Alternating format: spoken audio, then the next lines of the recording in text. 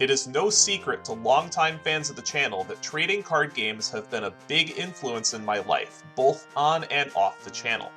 In this series, both DemonBattler and myself will be opening 24 packs, or one box, of each core Yu-Gi-Oh! Booster set in chronological order. After each opening, we will build decks from all of the cards we have opened thus far, then duel each other in a best-of-3 match with 3 prizes up for grabs to improve our decks.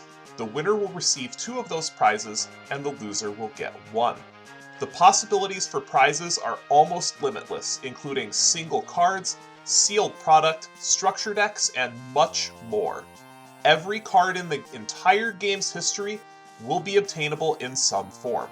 However, neither of us will be able to rest on past laurels easily. The ever-changing official Forbidden and Limited list, our own choices of cards to be banished to the Shadow Realm, and even changes to the very rules of the game will keep our decks and duels fresh. This is yet another Yu-Gi-Oh! Progression series. Cybernetic Revolution was released August 17th, 2005. This set introduced the Cyber Dragon archetype, a series of machine monsters that are some of the most powerful in duel monsters. This set also introduced the Viacroid archetype, another machine-based archetype centered around fusion. This set also has some support for the Elemental Hero archetype as well. This is one of the most impactful sets of Yu-Gi-Oh! GX, and at all rarities has some game-changing cards. So we're going to be here a while as I take you through the set. Mad Lobster and Jerry Beansman are 2 of the largest 3-star monsters, so this is where an Enchanting Fitting Room type deck may pay off. I only have 1 copy of it, so I won't be able to play it. We also have our first wave of Viacroids. The relevant ones are Gyroid, which has to be attacked twice to die in battle. Steamroid, which is a 2300 attacker when it attacks a monster, but a 1300 attack when it does get attacked, and the 1818 base stat lines are stellar as well. Drillroid will destroy any defense position monster it attacks, but unlike a Mystic Swordsman level 2 and Sasuke Samurai, the monster does flip. All 3 of these machines are pretty powerful, so we're going to want to use these if we do build some kind of machine-focused deck. Giant Kozaki is a pretty big gimmick. It is a 2500 normal summon that if you don't control a Kozaki, then it gets destroyed and does damage equal to the original attack of the card, which is 2500. It's a 2500 normal summon. However, we have Skill Drain. This is probably the most all-in card you could play for Skill Drain, and with some of the monsters that are in the set, I'm seriously considering building Skill Drain aggro depending on what I open. Indomitable Fighter Lele is common Goblin attack force. That's all there is to it. It's also just a good 2300 defender in attack position. This set also introduces some of the first frogs. Deathfrog and Tadpole form an archetype that will get cards later on. Poison Draw Frog will be very important, not now, but once we get more frog support. Tyranno Infinity is a dinosaur payoff that could be good once we get more cards that support it. So Tyranno Infinity has original attack equal to the number of your banished dinosaur-type monsters times 1000. So this can get out of hand very quickly if you have a way to banish monsters from your graveyard. A Steam Gyroid is something that Demon will probably want to look out for because he has 3 copies of Polymerization. And this set also has the Wind, Earth, Fire, and Water arts. These are very powerful payoffs for playing an attribute-based deck. A Spiritual Earth Art Kurogane is Beast Soul Swap for Earths. Water Art is a Confiscation. Fire Art is very powerful in burn-based decks because it's a giant damage spell. This is the big reason to play fire monsters in your burn decks. Unfortunately, we don't have the tools to make that work right now. And then the Wind Art is a good one as well. This lets you select any card on your opponent's side of the field and bottom it. Conscription is probably one of the highest rolling common cards in the set. You excavate the top part of your opponent's deck. If it is a monster that can be normal summoned or set, then you get to special summon it to your field. Otherwise, they get to draw the card. If you whiff, that's a -2, but it's a huge boon if you hit. So that card could actually be good if you have a way to manipulate the top card of your opponent's deck, which we do not have right now. And then Death's Croaking is the Death's Frog payoff. If you control 3 Death's Frogs, you get to destroy all cards your opponent controls. We have a lot of interesting cards at the rare slot as well. We have Rottweiler, which is good elemental hero support. When it is sent to the graveyard from the field, you get to add a polymerization, as well as, I believe it's an elemental hero card? Yes, you get an elemental hero card and a polymerization when it's destroyed by battle. That's very good for recovering from the resource depletion that happens with fusion summons. Bubble Man is a new elemental hero that's going to be used in some fusions later on, but the card itself is not great. Miracle Fusion is what we're going to be looking for playing elemental heroes. This lets you fusion summon elemental heroes from your graveyard. So if you have Polymerization and Miracle Fusion, you can bring out 2 copies of the same elemental hero. System Down is going to be a side deck card for a very long time. This lets you pay 1,000 life points to banish all machine-type monsters that your opponent controls and in their graveyard. Now, we have a secret weapon that we can use to be able to combat this, which will be very amusing, but this is definitely a deterrent to play Machine, and it's a very important side deck card to keep the Machine decks in check. Magical Explosion is part of an OTK that I don't think we're going to be able to use, and once the Magical Explosion OTK becomes relevant, a Magical Explosion will get limited. A Dimension Wall is another interesting rare that is basically Magic Cylinder. It redirects the battle damage that you take in a battle to your opponent. So this is something that we may need to look out for. You cannot barrel behind the door this effect either because it's still battle damage. It just changes whoever takes the battle damage. And then the Hollows is where things get exciting. This is the chase card of the set. This is Cyber Dragon. If only your opponent controls a monster, you can just drop this from your hand for free.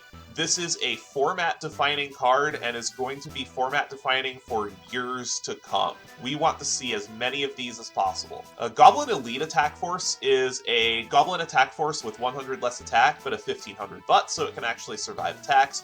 Cyber Twin Dragon is the best target for Cyberstein, and we will be getting access to Cyberstein soon, not just as a Shonen Jump prize card. And then Skyscraper is the elemental hero. A field spell gives an elemental hero 1,000 attack if it attacks a monster with more attack, and this card will get a reprint later on. Now, as far as the ultra rares go, they're not great. They're all build-arounds. A Cyber End Dragon is one of the better Cyberstein targets. It's a 4,000 attack monster that has piercing. A Power Bond is polymerization for machine-type monsters. The original attack of the monster gets doubled, but then you take that much damage at your end phase. A UFO Roid Fighter and Wing Karibo level 10 are build-arounds that really will not see play in the progression series, given that you need super rares to even be able to use them at all.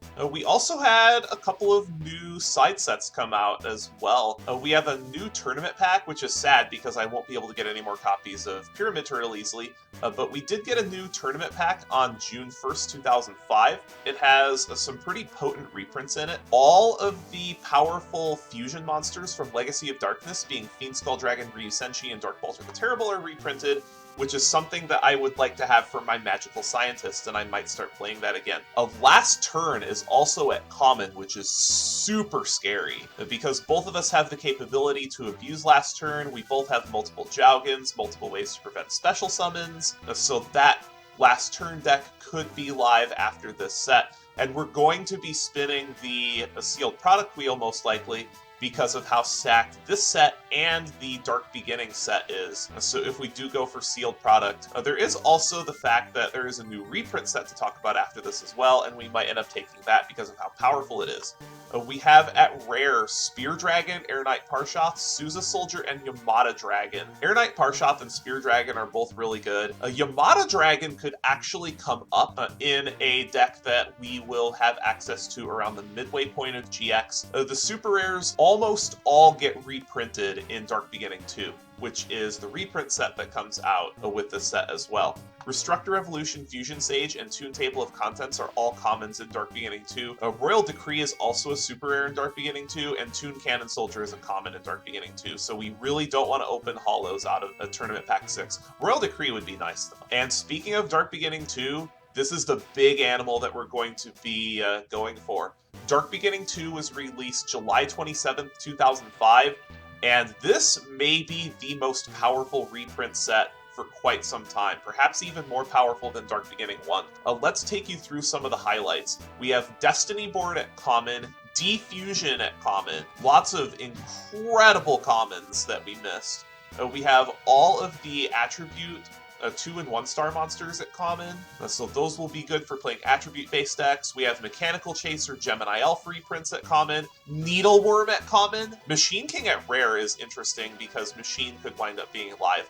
This has a lot of tournament pack reprints as well, so we'll be able to get access to cards that were previously available through tournament packs. We have Toon Goblin Attack Force as well, which is another 2300 for the Skill Drain deck. Kaiser Seahorse reprint if you wanted one. Luminous Soldier from TP5 was reprinted. Toon Gemini Elf is pretty strong.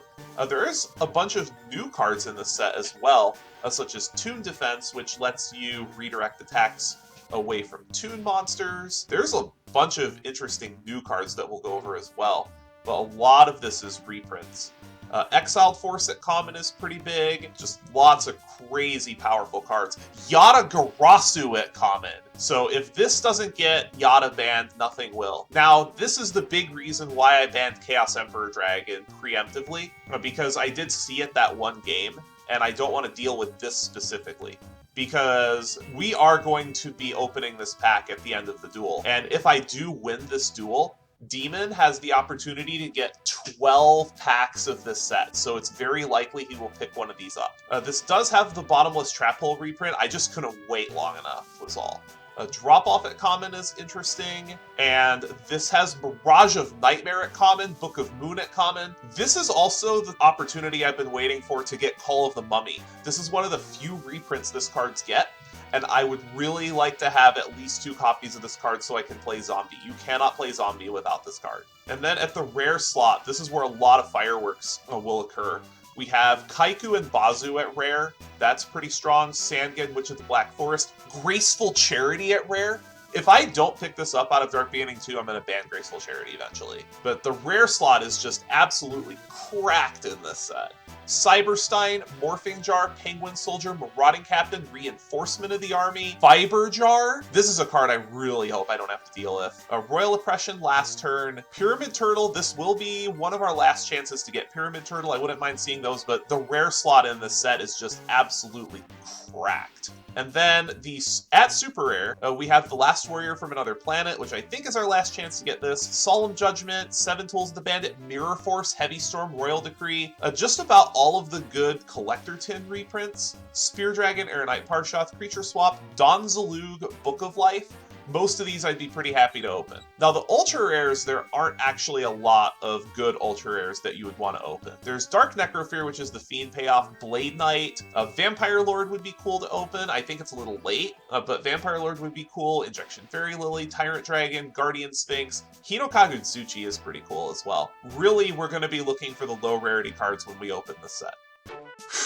24 packs of Cybernetic Revolution ahead of us. This is a format-changing set of lots of cards that we're going to be looking for across the rarity spectrum. I'm not gonna lie, I'm a little nervous about this one, but what can you do? It's just whatever cards you get or what you get to play with, hoping for lots of Cyber Dragons. So let's go ahead and get things started with our first pack. A lot of pretty sick cards in this one. We got a lot of the good Viacroids, but that's about it. It's not like the Viacroids are bad either, and Viacroids get a lot of support later on as well. And there's our first super rare. It's unfortunately not a good one. It's Cybernetic Magician. We got Dragon's Mirror, which I failed to mention in the set breakdown as well.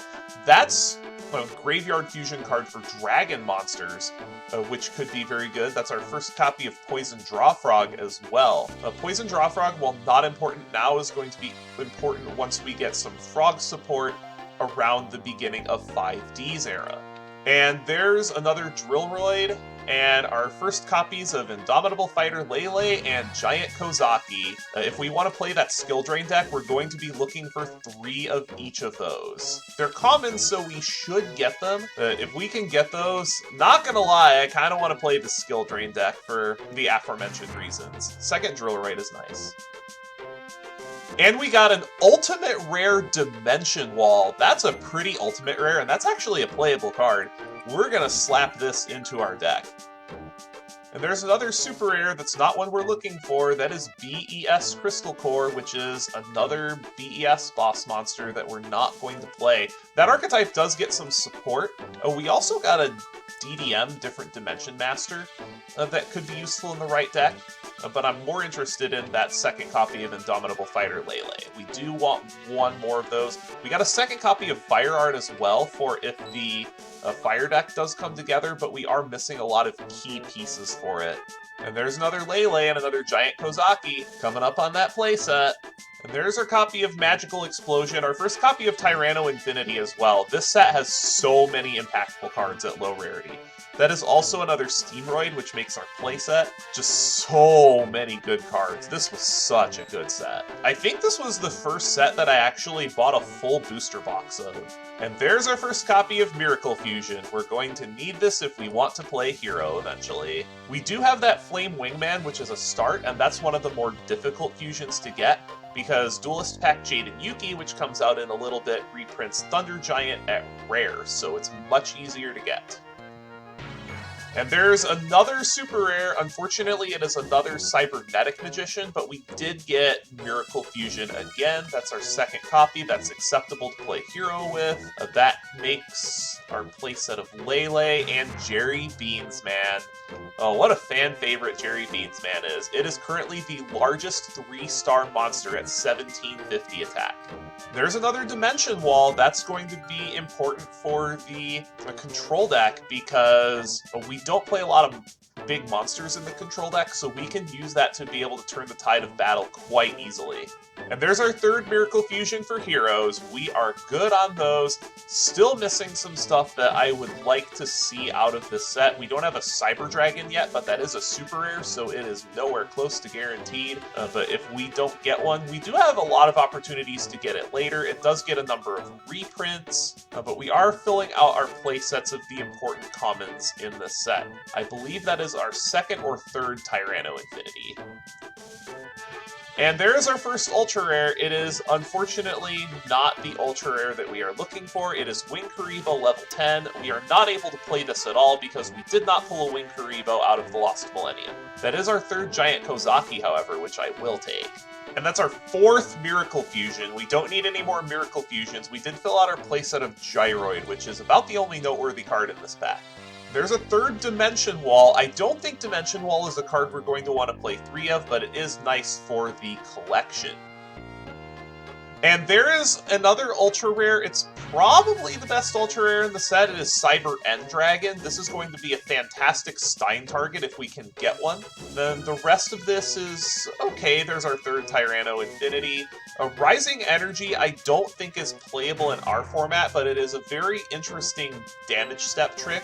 It has 1500 attack, which in the equip deck might actually be worth it, because 1500 attack with double attackers during damage step is pretty nuts. I was wondering if we were going to get this card. This is a very important side deck card. That's System Down. It will be in our side deck for a long time, as long as any kind of machine deck is a threat. And there's another System Down as well as a Skyscraper. Hero actually isn't looking too bad once we can get a little bit more support for it. We may be on Hero with this Flame Wingman if we can get a Thunder Giant from the Duelist packs. I may have to consider Hero. We are missing some cards though for this set. We do not have a Rottweiler yet, but Rottweiler does get a common reprint. So maybe in a couple sets we'll be able to rock some Hero. Alright, so only a few packs left. I think this opening has been decidedly average.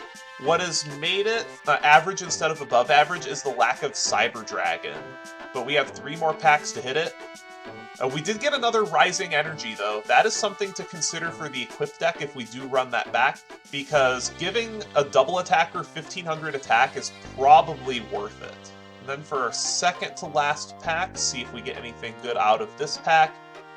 We got a Dimension Wall, but that's a card we already have a playset of. The rest of these cards we have playsets of as well. And then for our last pack, a 5th Dimension Wall, no Cyber Dragon. So we have been missing key super rares from basically every set for the last 4 sets, which is pretty disappointing, but Cyber Dragon does get some reprints down the line, so we will be able to get it eventually. It's just going to be a little bit disappointing that we don't have it now. So with that, I will see you in Deck Edit. So this is the, not deck, pile. This is the pile that we will be taking to today's duel. That's all I have to say. This is pure skill drain aggro, and it has some pretty silly gimmicks in it if we don't see skill drain. So I'll take you down the card by card. 2 copies of a Catabil Omen. This will search for either skill drain or barrel behind the door. And then we have a bunch of beaters. 2 Berserk Gorilla, 1 Fusilier Dragon, the dual mode beast, which is a 2800 body under skill drain. 3 Giant Kozaki. This is all in on skill drain. If this gets destroyed when we don't have skill drain up, we take 2500 points of damage, but we can barrel behind the door that to our opponent. So we do have a backup plan in case, or the skill drain gets answered rather. Because if we don't have a skill drain up, Giant Kozaki will die as soon as it's flipped face up. 2 Giant Orc, 2 Indomitable Fighter Lele, these are just big bunguses under skill drain. 1 Sangin to search for Catabil Omen specifically, 1 Witch of the Black Forest to search everything else, and then 3 Archfiend Soldier, 1 Gemini Elf, and 1 Mad Dog of Darkness, rounding out the monsters. For the spells, 1 Book of Moon, 1 Confiscation, 1 Harpy's Feather Duster, 1 My Body is a Shield, triple Mystic Plasma Zone because most of our monsters are dark. I couldn't find enough dark monsters that were worth playing under skill drain to go all dark, but this boosts enough of them that this should be worth it. Then Pot of Greed rounding out the spells. For the traps, we have Double Barrel Behind the Door. This is a new pickup out of Dark Revelation 1. This will allow us to switch effect damage that is inflicted to us to our opponent, and it can be activated during damage step as it is a counter trap. Triple Compulse, 1 Dust Tornado, 1 Mirror Force, 1 Ring of Destruction. Pairs very, very well with our Barrel Behind the Door. 1 7 Tools of the Bandit, triple Skill Drain. This is the linchpin of our deck. This is across-the-board effect negation at the cost of 1,000 life points.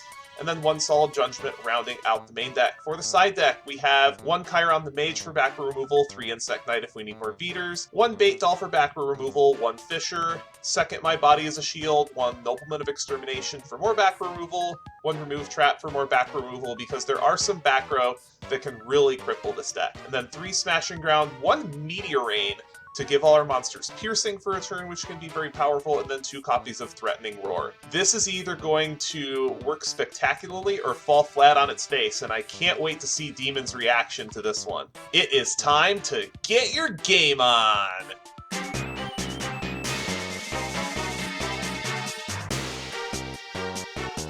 Alright, so, CRV. This is the highest power level set that we've had in quite some time. This is going to have cards that will impact our format other than Cyber Dragon, believe me. Oh, definitely. There's quite a few cards in here that are going to make a difference for later. I can't win a roll.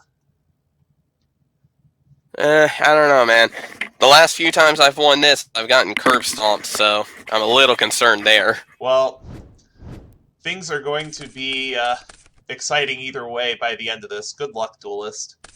Good luck. Draw, stand by main. How do I want to do this? I think I'm going to start by just setting a monster and passing. Alright, draw for turn, stand by main. I am going to bring out your favorite monkey, Berserk Gorilla. Oh, great. Let's go to the battle. Donkey Kong is back. Let's go to the battle phase and hit. Alright, you got my witch. Sure, you can Let's see. I think I kind of want to take my Exile Force. Sure. Then after combat, I am going to set 1, 2, 3 back row and pass. Alright. Stand by main. And this is a good rip off the top. Yeah, that's pretty good. I don't exactly like what it gave me, You have 8 cards in your hand. You have to have some kind of response to this. Well, I mean, I have one. Assuming you're going to use priority, there's not a lot I can do about it. Yeah. Gotta get that bungus off the table. And I guess set 2 cards and pass. Draw for turn. Stand by. Main. I'm going to normal summon Witch of the Black Forest of my own. Alright. We'll proceed to the battle phase. Okay. 11. I'll take it. Go. Alright, draw. I guess I will set a monster, and I will pass. Draw for turn. Stand by. Main. Proceed to battle. Alright. Hit. You have hit my Shining Angel. Oh, that's pretty good. Let's see. What are you grabbing with that? Oh, I just realized one slight hiccup on one of my plans. I think I'm gonna go ahead and grab another angel. Sure. Go. Draw. Stand by main. Okay. I think I'm going to set a monster, and then Shining Angel will go into your witch. 300 in. I'll trigger Witch of the Black Forest. Alright. Yeah, Witch of the Black Forest is going to give me, and this is probably going to give away what I'm up to. I'm going to grab myself a Cat of Ill Omen. Hold up! Wait! You don't have... Wait a minute. Okay, so that lets you pull traps. Yes, that lets me pull traps. Any trap card. If you've been watching the series back up to this point, you know I don't have Necro Valley. Okay, yeah, that's kind of throwing me off a little bit, then. Draw for turn. Stand by main. I am going to set a monster, set a 4th back row, and pass. Alright, I draw. Stand by, main. Alright, I'm gonna run out a Hysteric Fairy. Interesting. What are you on? I'm going to flip my Sangan. Fairy into your defense. On attack declaration, I'm going to activate Skill Drain. Oh. Okay. And you're going to see exactly what's up. You have hit my Giant Kozaki. Oh, frig. Take 600. Now you know what's up. 2,500 normal summon, baby! Let's go! Wow, that actually is a thing.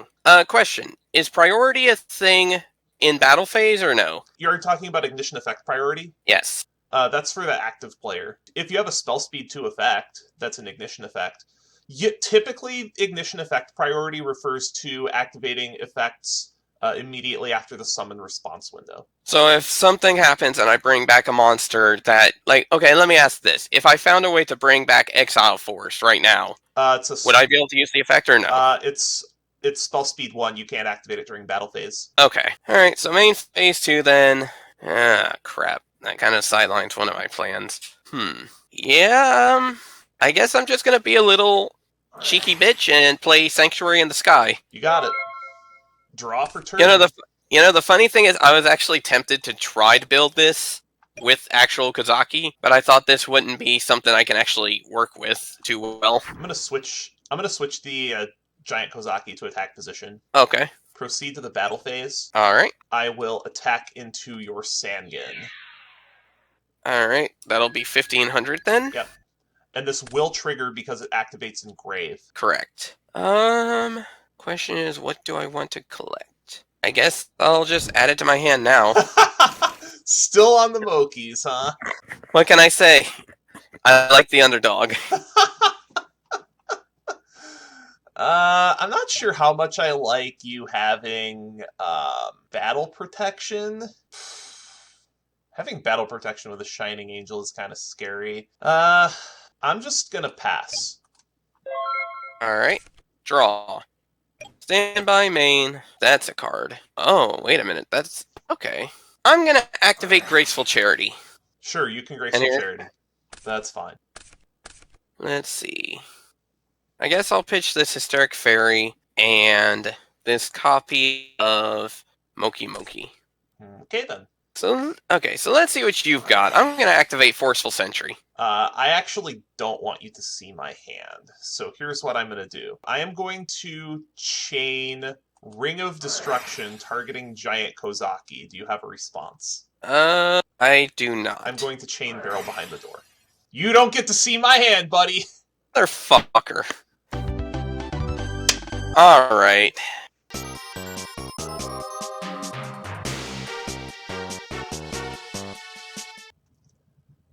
So is this enough of a pile for you? Yeah, that's a pile, alright. Because this is definitely not a deck. Okay, this is going to be interesting. And this is a foot of a hand. I think I'm just going to start by setting a card and passing. And I just want to make a disclaimer that MBT had nothing to do with this deck. Standby main. I am going to set 3 and pass. Alright. Standby main. That does not really help me. I'm going to set a card, and I will pass. Draw for turn. Standby main. Flip the cat. Okay. You saw this coming. Yeah. Battle phase. Alright. 5. I'll take the 5. Kitty's got claws. Not much else. I will run out a... Well, after combat, I'm going to run out a giant orc. And then I'm going to set a 3rd back row and pass. Alright. Standby main. Alright, let's see what you got now. Sure, you can see my hand. It's not great. I think I'm gonna take the my body. Oh, that shuffles away the skill drain. Unfortunately, it doesn't leave much else, so I'm gonna just set and set. I was wondering when you were gonna draw monsters. At your end phase, I'm going to compulse your set. My monster? Compulse can only hit monsters. Oh, right. Sorry, I was thinking Wing Blast for some reason. I can't afford the discard in this deck. Draw for turn, standby, main. Go to battle. 5. Okay. I'll eat the 5. And then 22. Yeah, that one I'm not going to eat. I didn't think so. I think I need to keep tempo on you, so I'm actually going to judgment the sack.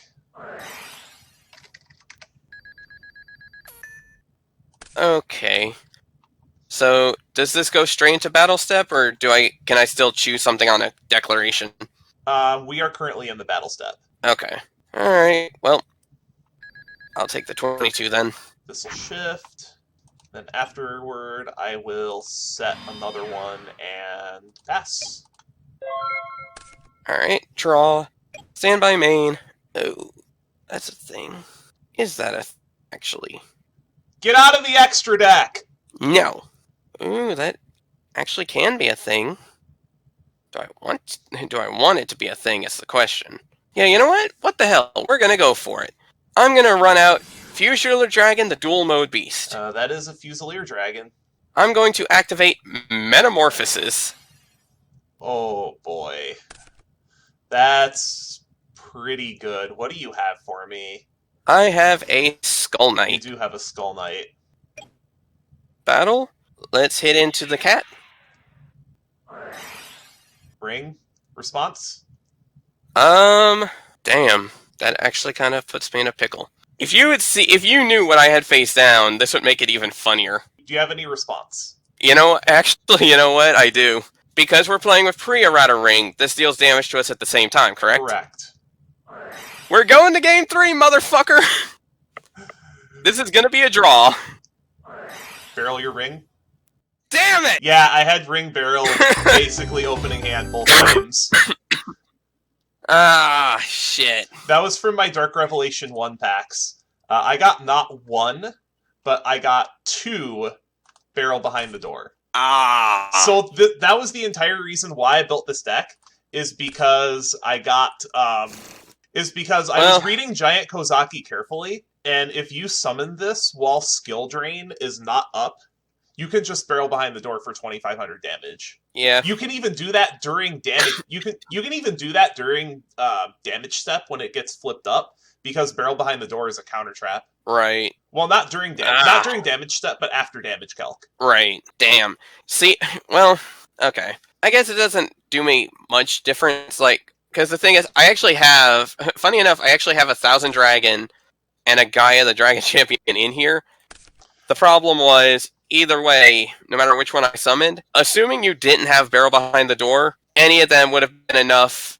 Well, actually, no, that's not true. If I had done 1,000 Dragon plus this, that would have actually killed you and let me survive, but I didn't think you were going to turn around and have Ring on the field already. I am actually floored that this worked, because I'm actually just going to let you have a look at this. So, okay, here's the dumb shit of this deck, too. So this is what I was playing. Lele, Kozaki's, Fusilier. Literally just 2000. Bunga Bunga. Literally just 2006 anti-meta. So here's the fun part. You know what else I was running in this deck? You were playing Soitsu Doitsu. I mean, they're fairies. Well, here's the other thing. Remember how I mentioned in Game 1 how there was a slight fuck-up in my calculation on my deck? Yeah. I had Shining Angel in there to help search out my fairies. Take a look at Soitsu. What do you see as a problem to that? It's not light, idiot! It didn't occur to me until right that moment that Doitsu and Soitsu are not lights. Reading cards, people! Reading card! I mean, granted, I still had Moki Moki as a backup, and I did have 2 Smackdown in the deck at the time. So, I mean, I could have done that. I just couldn't I couldn't search out the damn Smackdown in time. And today's duel is further evidence that it is impossible for Yu-Gi-Oh! Players to read cards. I pretty much had a feeling this episode was gonna suck, but if there is one consolation to it all... Oh, you did get a Sidra. Oh, my polls were garbage. Oh, my polls for the most part were absolute dog shit too. In fact, I even mentioned, like, about halfway through, I was like, man, I didn't even see a single holo, period. And then, like, my very first holo ended up an ultimate rare of a rare. So I was like, thanks a lot, Monkey's Paw. And then I was like, this is going to be the worst thing ever. And then pretty much immediately after I hit that, I was like, okay, I take it back. This thing, like, that pretty much redeemed the box for me. No, I didn't get any Sidras, but I got everything I needed to make this deck work. But next set is going to be a big game changer. Elemental Energy is the next set, and that has Dark Worlds, and you have a Graceful Charity. So if we both wind up in a Dark World mirror, you're going to have a serious advantage. Oh, yeah. Now, I will admit, too, one other thing. I kind of screwed up on playing Forceful Sentry because I had Fusilier Dragon in my hand. So I could have actually made use of your skill drain. That being said, the fact that we both had Ring and you had Barrel kind of defeats it anyway, because that would have been enough to kill me anyway. There was no way to play around that. Oh well. Alright, well, I am going to head off to the winner's wheel, and these catch-up mechanics that we have in the progression series are really starting to add up. Yeah, now I get 2 spins on the catch-up wheel, which is going to be interesting. You do get double catch-up wheel spins now that the win streak is at 6. So I mean, granted, I could choose to take the 6 packs instead of Dark Beginning 2, since that's open to us. You could get 12, if you wanted to, you could get 12 packs of Dark Beginning 2, which is scary. Yeah. The only issue with that is there's only like 1 or 2 cards in it that I really care about. So it makes me scared, like, to turn around and just go, yeah, let me go with those. So I'll make my decision on that and see what happens. And I will make my decision as well. Great dueling. Great dueling, man. I am completely uncertain how that piece of garbage won today's duel, but we got there. We are in the winner's circle for the 6th time in a row, and in between Lost Millennium and Cybernetic Revolution was a Shonen Jump release that came with a promo, Obelisk the Tormentor. Now, the promo that came with the magazine was the one that was not legal. However, the one that we will have for the progression series is going to be the tournament legal one, for purposes of at least making the card playable. So I will happily add this to the collection. I don't think we're going to make use of it anytime soon, but we will add this to the collection, and it will be playable once we get more ability to special summon, especially towards the end of GX, and definitely once we get to Arc 5. But that's not what we're here for. We are here to crack some packs of Dark Beginning 2. For winning today's duel, we get to crack 6 of these. There are a lot of incredibly powerful cards that we are looking for out of this set. I'd really like to see Graceful Charity before the next set, because if we wind up playing a Dark World Mirror, only one of us having Graceful Charity is going to put a demon at a huge advantage. So let's see what we get out of our first pack. And nothing special out of this one. Alright, moving on to our second pack. We got a Dark Balter the Terrible, which is good for the extra deck, but not too happy with the rest of this, not gonna lie. And then pack number 3. Can we get one good card, please? That's a Ryu Senshi. Oh, we got Call of the Mummy! We got Call of the Mummy! That's huge! That's one of the cards I was really looking for out of this set. I would like to see one more, but if we can get another Call of the Mummy, that makes Zombie live. That is the big reason why I took this. A second copy of Royal Oppression will be good as well, and the Ryu Senshi is pretty sweet too. Other than that, just a couple of tunes that I don't think we're going to use. I do see that Bad Reaction as well, but we have a playset of that already. Moving on to pack number 4. Nothing too special in here. The Machine King is interesting. The Zombira is also interesting, because that fills out our playset of that. Gillosaurus is kind of cool too. That could see some play down the line. But most of these cards aren't too terribly impressive. Alright, then our second to last pack. Got a D-Fusion, another Call of the Mummy, and a third Bazoo. That's sick. I think we might wind up playing Bazoo Return at some point. And by Bazoo Return, I mean Bazoo with Dimension Fusion, because that card is just a little bit silly. Another Gillosaurus is nice too. D-Fusion will be good once we get to the GX stuff, and we're actually able to play heroes. Super nice packs. And I don't think we've seen a single holo yet either, but we are picking up exactly what we want to. That double Call of the Mummy, that's the big thing we were missing out of Pharaonic Guardian. Super happy to see that. Alright, and for our very last pack, can we get one holo? No holos. But overall, I'm very pleased with these packs. We got double Call of the Mummy. That's going to make Zombie playable on its own. And speaking of Zombie, we will have some pretty powerful archetypes coming out of Elemental Energy for the next set. Lots of hero support. Dark World is big. This is going to change the series upside down. So that's going to wrap it up for today's episode of the Yu-Gi-Oh! Progression Series. Join us next time when we crack Elemental Energy. Till then, see you around.